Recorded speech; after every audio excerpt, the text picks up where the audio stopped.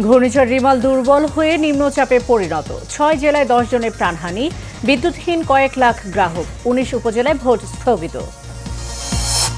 Smart Bangladesh গড়তে মার্কিন ব্যবসায়ীদের সহায়তা চাইলেন প্রধানমন্ত্রী। ইউএস বাংলাদেশ বিজনেস কাউন্সিলের সাথে মতবিনিময়। এবং ঘূর্ণিঝড়ে ক্ষতিগ্রস্তদের পাশে থাকতে জনপ্রতিনিধিদের নির্দেশ ওবায়দুল কাদেরের। আক্রান্ত এলাকা পরিদর্শনে যাবেন প্রধানমন্ত্রী।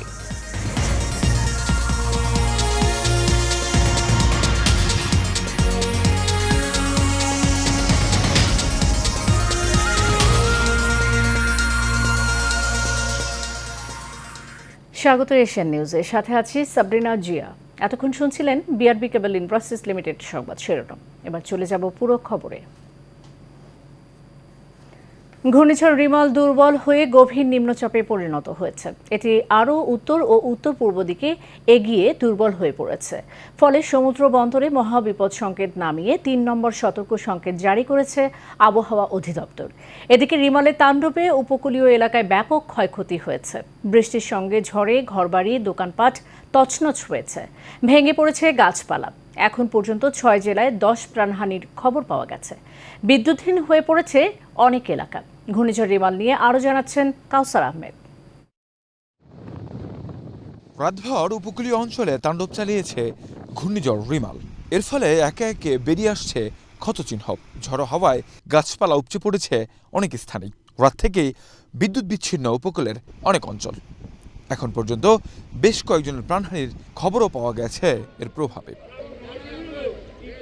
অনেকখানে বাঁধ ভেঙেছে ঘূর্ণিঝড়ে। তীব্র বেগে লোকালয়ে প্রবেশ করছে পানি। ভাঙন দেখা দিয়েছে নদী তীরবর্তী এলাকাগুলোতেও। ঝড়ে বেশ কয়েক জায়গায় উপড়ে গেছে গাছ, ক্ষতিগ্রস্ত হয়েছে কাঁচা বাড়ি, ফসলের ক্ষেত। ঝুম বৃষ্টিতে তলিয়েছে নিম্নাঞ্চল।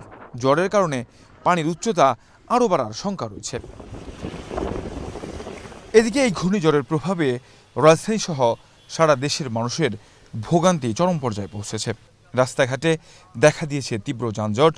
অফিসগামী লোকদের ভোগান্তিও ছিল চোখে পড়ার মতো। এই অবস্থায় দেশের 8 বিভাগেই ঝড়ো হাওয়া সহ বৃষ্টির পূর্বাভাস দিয়েছে বাংলাদেশ আবহাওয়া অধিদপ্তর। একই সঙ্গে দেশের 3 বিভাগ ও 3 জেলার উপর দিয়ে বয়ে যাওয়া মৃদু তাপপ্রবাহ প্রশমিত হওয়ার আভাস দিয়েছে সংস্থাটি। কাউসার আহমেদ, এশিয়ান টেলিভিশন। এদিকে প্রবল ঘূর্ণিঝড় রিমালের প্রভাবে সারা দেশে বৃষ্টির সাথে বইছে বাতাসও। চট্টগ্রাম নগরীর বেশিরভাগ নিচু এলাকা পানিতে তলিয়ে গেছে। বাসাবাড়ি, বিভিন্ন অলিগলি হাঁটু থেকে কোমর সমান পানিতে ডুবে গেছে। জলাবদ্ধতার কারণে দুর্ভোগে পড়েছেন হাজার হাজার মানুষ। ব্যাহত হচ্ছে স্বাভাবিক জীবনযাত্রা।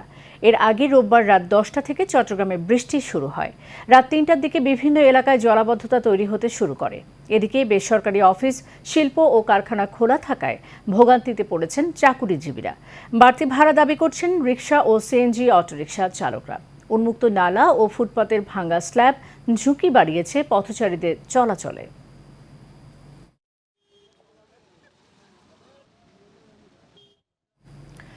দর্শক, ভোলা থেকে ঘূর্ণিঝড় রিমালের সর্বশেষ খবর জানিয়েছেন সহকর্মী অনন্ত হাসান মাসুদ। ভোলার যে বেশ কয়েকটি উপকূলীয় অঞ্চল আছে, উপকূলীয় অঞ্চলগুলোতে আমরা দেখেছি যে সকল ঘরগুলো আছে, অর্ধপাকা ঘর আছে, টিনের ঘর আছে, সেগুলোর টিনগুলো কিন্তু উড়ে গিয়েছে। রক্ষা করার মতো কেউ ছিল না। প্রশাসনের পক্ষ থেকে কাল থেকে যে পদক্ষেপটি ছিল, তারা জোরদার চেষ্টা চালিয়েছেন, কিন্তু মানুষজন আতঙ্ক না হওয়ার কারণে তারা কিন্তু আশ্রয় কেন্দ্রে আসে নাই, যার কারণে এত বড় ক্ষতির মধ্যে পড়েছেন তারা। ইতিমধ্যে আছি আমি ভোলার তুলাতুলি এলাকায়।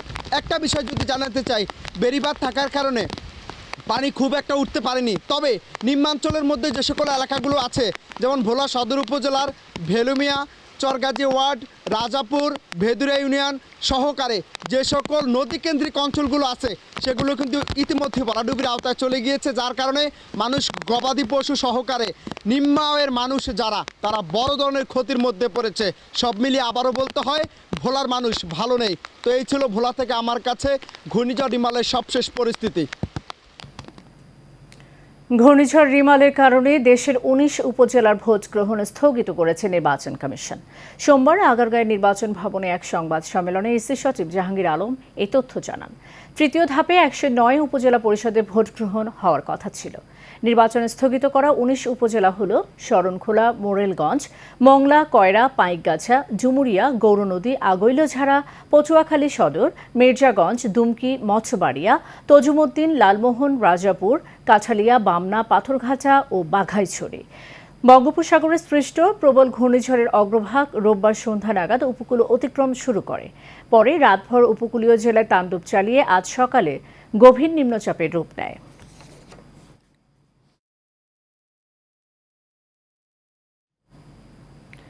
প্রধানমন্ত্রী শেখ হাসিনা ২০৪১ সালের মধ্যে বাংলাদেশে একটি উন্নত ও স্মার্ট দেশে পরিণত হওয়ার যাত্রায় যুক্তরাষ্ট্রের ব্যবসায়ীদের সহায়তা কামনা করেছেন। সকালে প্রধানমন্ত্রীর সরকারি বাসভবন গণভবনে ইউএস বাংলাদেশ বিজনেস কাউন্সিলের একটি প্রতিনিধি দলকে দেয়া ভাষণে তিনি আরও বলেন, ২০৪১ সালের মধ্যে একটি উন্নত, সমৃদ্ধ এবং স্মার্ট বাংলাদেশে আমাদের যাত্রায় অংশীদার হিসেবে যুক্তরাষ্ট্রের ব্যবসায়ীরা পাশে থাকুক।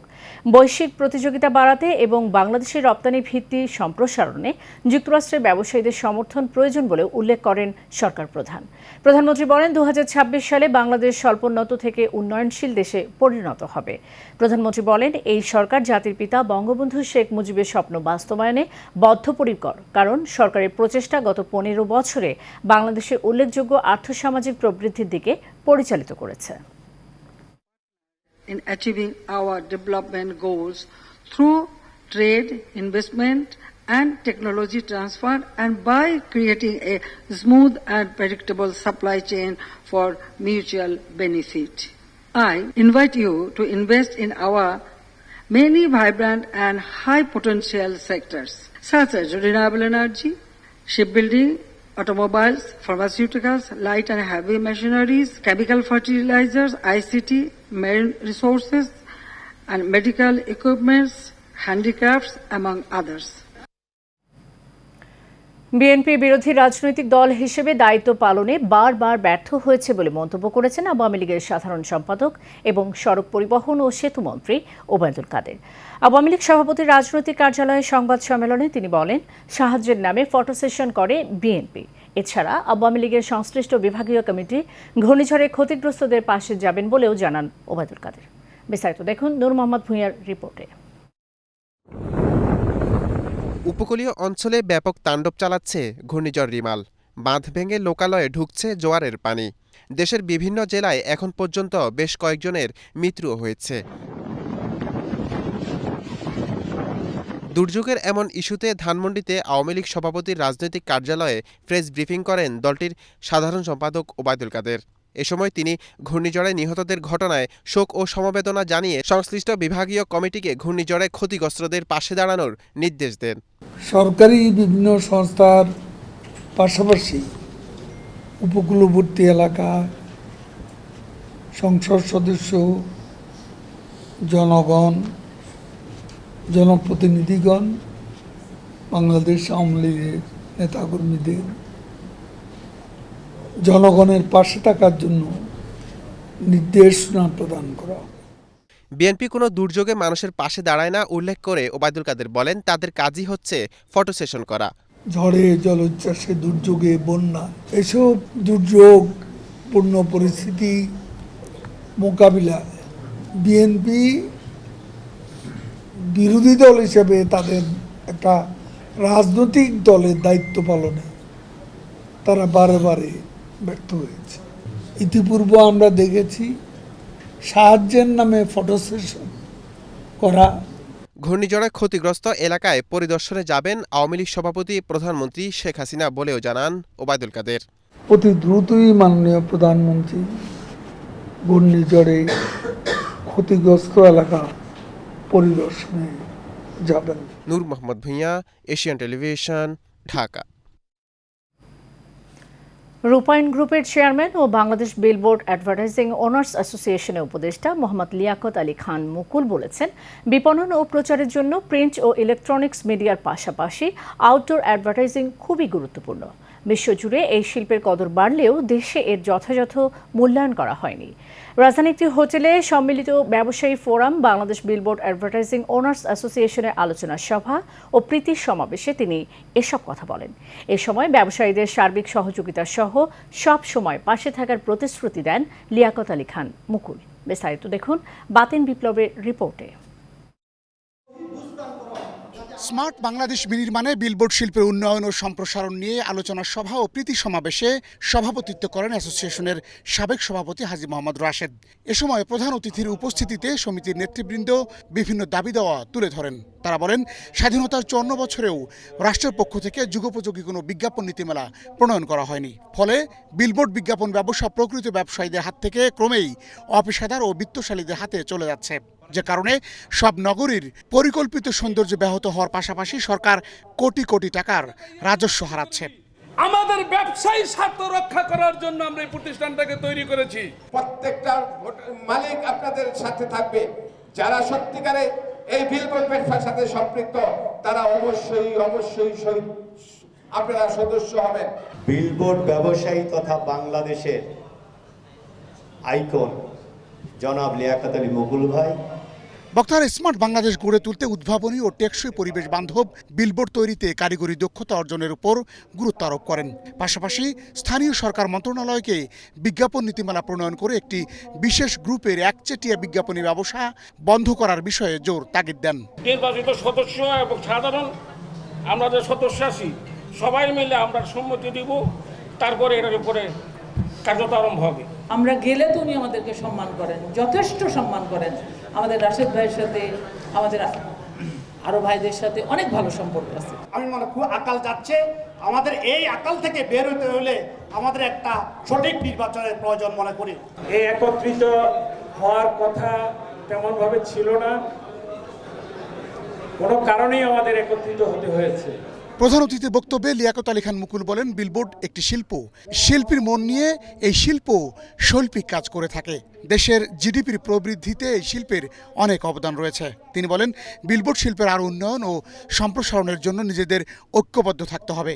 সেজন্য যোগ্য নেতৃত্বের পাশাপাশি এই সংগঠনকে প্রাতিষ্ঠানিক রূপ দেওয়া খুবই জরুরি।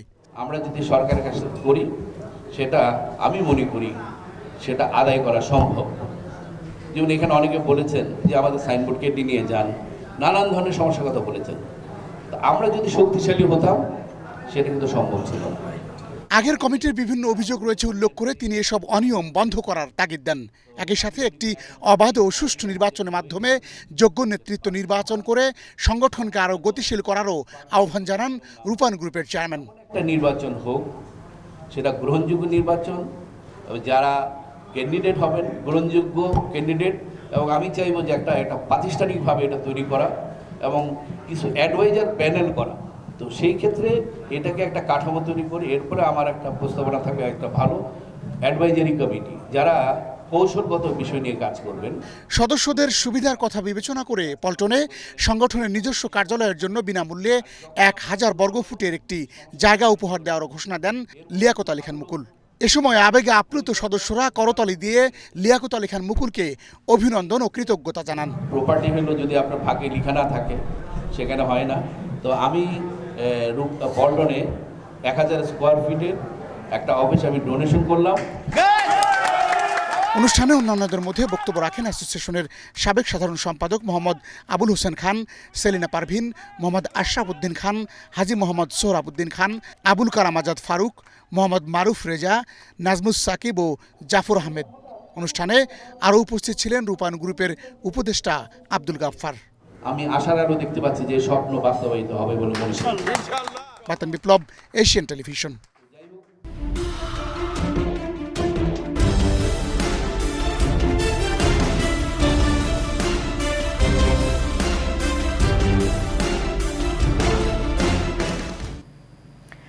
ট্রেন থেকে বিপুল পরিমাণ ভারতীয় কিশমিশ ও কসমেটিক্স জব্দসহ এক চোরা কারবারিকে আটক করেছে ভৈরব রেলওয়ে পুলিশ।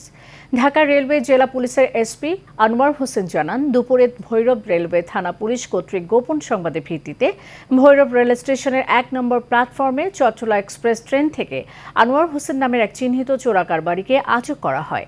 পরে তার দেয়া তথ্যের ভিত্তিতে 2টি বস্তায় 100 প্যাকেট 100 কেজি ভারতীয় কিশমিশ এবং অন্য একটি বস্তায় 16টি বক্সে 479 পিস স্কিন শাইন ভারতীয় ক্রিম জব্দ করা হয়। জব্দ করা পণ্যের দাম আনুমানিক 20,07,775 টাকা।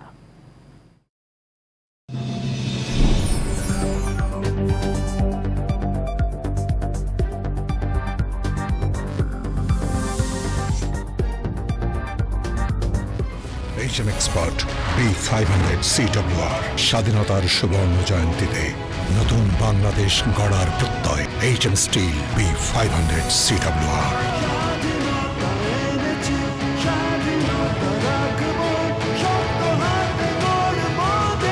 HM steel. প্রতিদ্বন্দ্বী প্রার্থীর বিরুদ্ধে কর্মী সমর্থকদের হুমকি, অপপ্রচার এবং ভয়ভীতি প্রদর্শনের অভিযোগ এনে সংবাদ সম্মেলন করেছেন চট্টগ্রামের পটিয়া উপজেলা পরিষদ নির্বাচনের দোয়াত কলম প্রতীকের চেয়ারম্যান পদ প্রার্থী দিদারুল আলম দিদার। দুপুরে পটিয়া উপজেলা সদরে নিজ নির্বাচনী কার্যালয়ে এই সংবাদ সম্মেলন করেন দিদারুল আলম। এ সময় তিনি অবাধ, সুষ্ঠু ও নিরপেক্ষ নির্বাচনের দাবি জানান। সংবাদ সম্মেলনে আরও উপস্থিত ছিলেন সাবেক মহিলা এমপি সেমোনারা তৈয়ব, দক্ষিণ জেলা আওয়ামী লীগের উপদেষ্টা আব্দুল মতিন।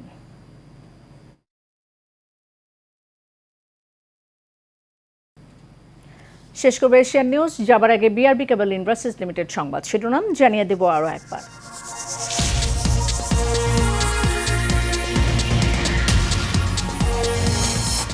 ঘূর্ণিঝড় রিমাল দুর্বল হয়ে নিম্নচাপে পরিণত, 6 জেলায় 10 জনের প্রাণহানি, বিদ্যুৎহীন কয়েক লাখ গ্রাহক, 19 উপজেলায় ভোট স্থগিত। স্মার্ট বাংলাদেশে গড়তে মার্কিন ব্যবসায়ীদের সহায়তা চাইলেন প্রধানমন্ত্রী। ইউএস বাংলাদেশ বিজনেস কাউন্সিলের সাথে মত বিনিময়। এবং ঘূর্ণিঝড়ে ক্ষতিগ্রস্তদের পাশে থাকতে জনপ্রতিনিধিদের নির্দেশ, ওবায়দুল কাদেরের, আক্রান্ত এলাকা পরিদর্শনে যাবেন প্রধানমন্ত্রী। এশিয়ান নিউজ এ পর্যন্তই। পরের সংবাদ দেখার আমন্ত্রণ রইল। ধন্যবাদ, সাথে থাকুন।